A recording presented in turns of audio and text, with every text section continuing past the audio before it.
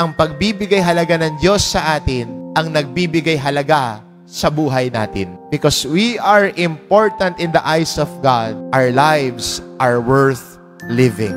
Mahalaga sa Diyos, may halaga sa Diyos. Kaya ka hinahanap, kaya ka sinusumpungan ng Diyos dahil mahalaga sa Kanya. Kung hindi na hinahanap, ang mula sa halaga, ang tingin natin doon, wala nang pakialam. Hindi ba? Kapag wala nang pakialam sa bawat isa, hindi mo na siya hahanapin. Hindi mo na susumpungan, bahala na siya. Wala nang pakialam eh. Asa na siya ito? Ay, bahala siya. Wala na akong pakialam sa kanya. Kung saan siya punta, bahala siya. Pero dahil mahalaga tayo sa Diyos, hahanapin tayo, susumpungan tayo, ibabalik tayo sa piling niya. At sana, sa buhay natin bilang Kristiyano, huwag nating ipawalang bahala ang kapwa natin. Dahil ang kapwa din natin, mahalaga sa paningin ng Diyos. To see the worth of every person because God sees your worth. Amen.